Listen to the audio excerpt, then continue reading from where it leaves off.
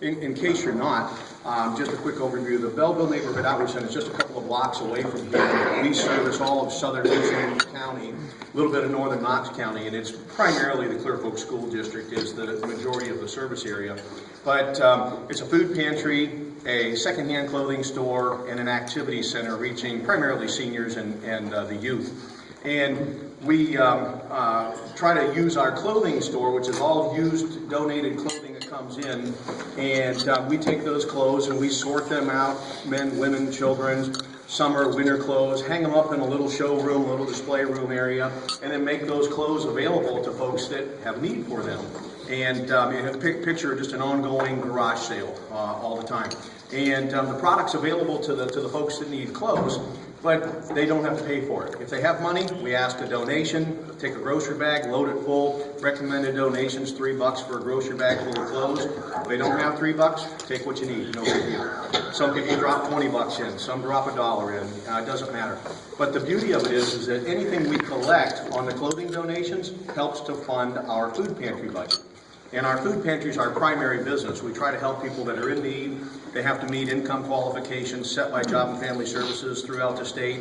And in doing that, the folks that we serve are to the tune of about 700 people a month in southern Richland County. And you're talking farming community, like we were chatting about Upper Sandusky. I mean, it's rural community. So you'd think, golly, are there really that many people that are hungry? There are. We are not tapping into all the people that are in need. There are many people that just won't come in because they think somebody else is more deserving, somebody else needs it more. So there's a lot of folks out there that are hungry. Quite often we'll see people that'll come in, maybe need the pantry services 1 month. And that's it. That's the majority of our clients, one-time customers. And then we'll see a small handful of them, because of a variety of reasons, might come back on a fairly frequent basis, but that number is pretty small. But anyways, all of the donations we get from the clothing income goes into our food pantry. That generates about $12,000 worth of purchasing power on the food pantry side of the business.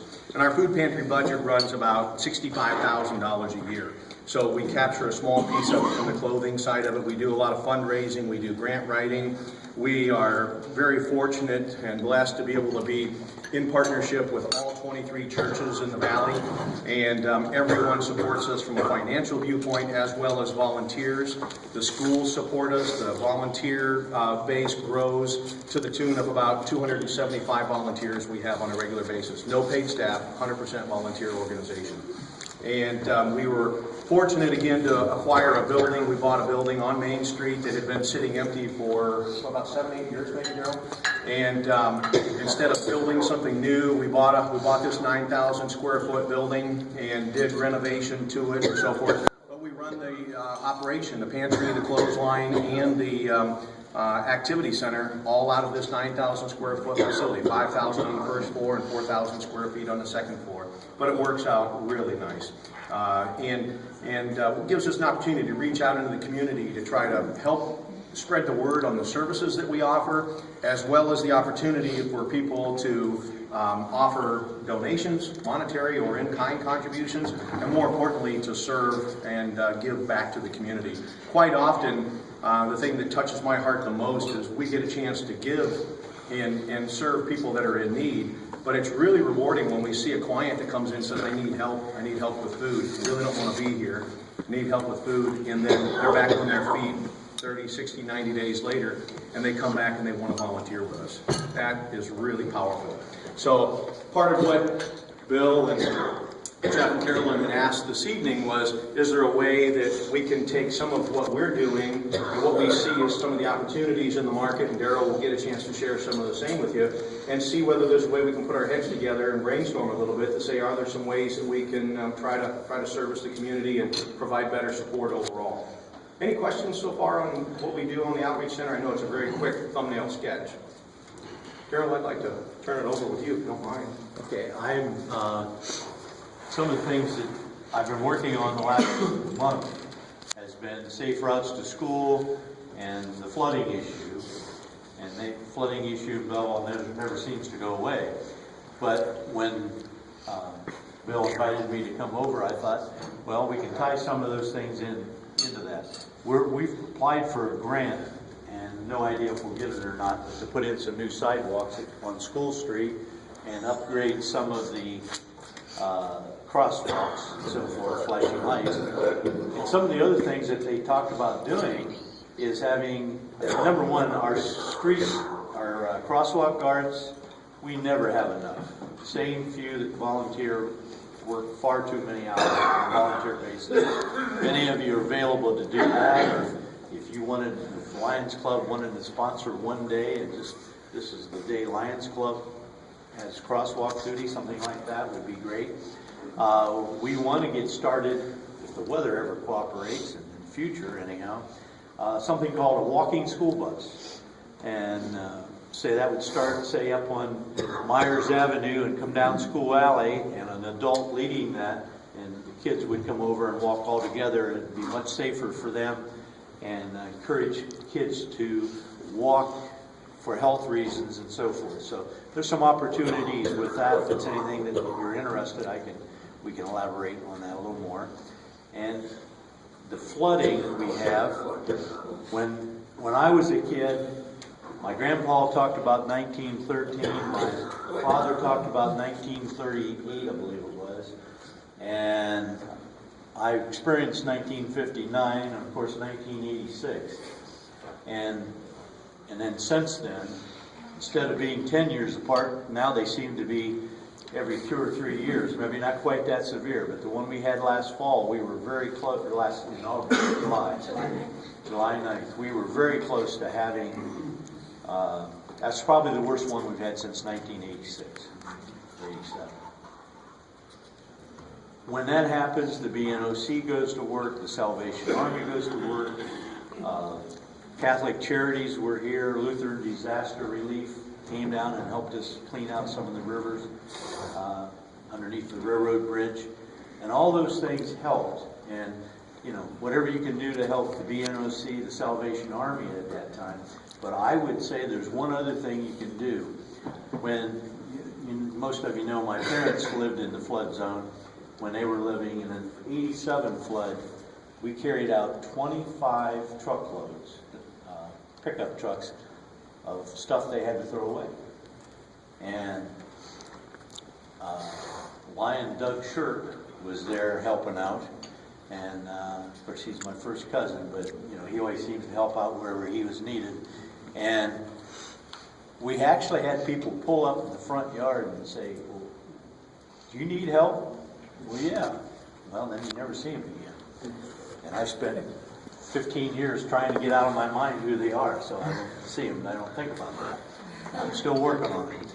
But, that's something, if you guys can help, just let them, just a little bit of help at that time goes a long way to, just if you show up and say, "Hey, sit down for a half hour and we'll work a half hour here."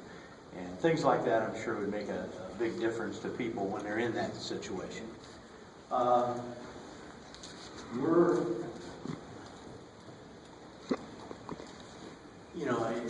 wasn't sure exactly what you were looking for, but I thought about bike ride. Yes. Well, in 2011 flood, the Lions Club and Jeff allowed us to use the BNOC, and you helped too. We got funds from Ohio Lions Foundation and emergency funds to help people get what they need, food and cleaning supplies. Yeah. So that is something we can continue to do if we ever have another, severe. Well, this last flood did so much damage north of it. It wasn't so many houses though. When I checked into it, they said there wasn't that many people that needed that kind of help. Yeah. The damage is severe, up this way. So anytime we have that, that's something, that's a given. We can help with any kind of financing, when that happens. Well, that's very much appreciated. I remember working on that with you. Isn't there a group that was formed in I want to say Ashland, specifically for disaster relief? Yeah, that's that the you could call coordinator, but Carolyn here is the one that wrote the article on how to get state. How to do it? Okay. Yes. So she's well aware of what it takes for her to get the aid through. Well, I thought it was just Ohio Lions Foundation. manpower help out of. Yeah, well, he's the main coordinator for the whole district. But again, a lot of people didn't know how to do it because nobody's filed for it and stuff. And Carolyn agreed in that she had just been through the process last year to write the article in the district newsletter. Well, some of the other things that I thought about was maybe if you guys wanted to come up with some benches or bike racks down on the bike trail when it goes through town. We need some bike racks down there. We need some benches or benches downtown. Also, I want to thank you for the pavilion out at Ambets Community Park. It's getting, some use.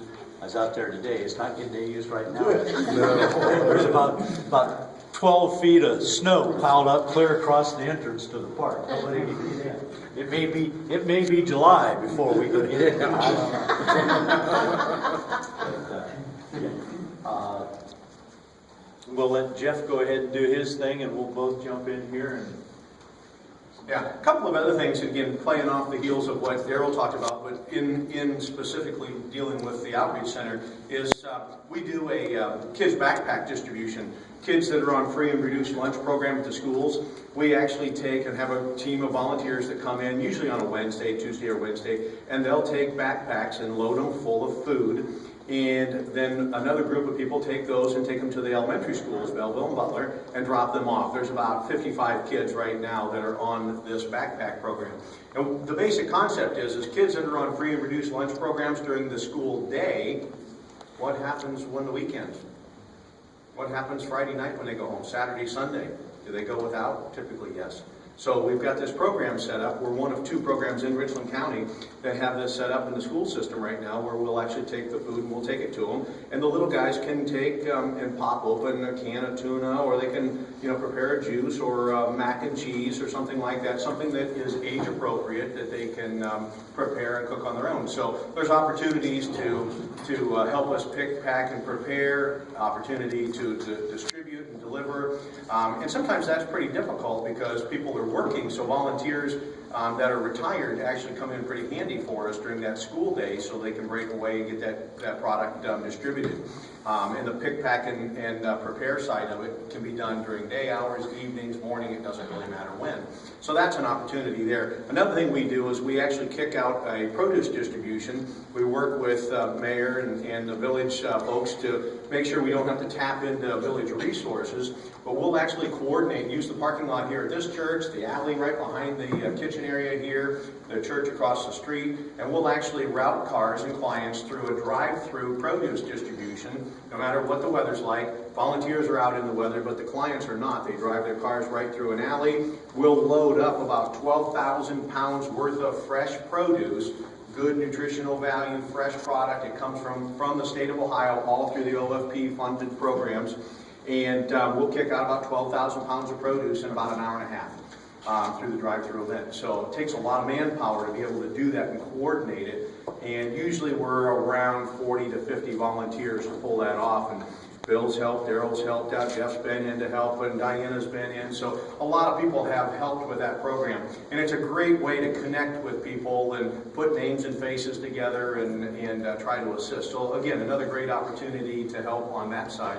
And one of the other things that's a huge plus, I talked a little bit about the clothing side of our business. Clothes come in, we'll receive thousands and thousands of pounds of clothes every week.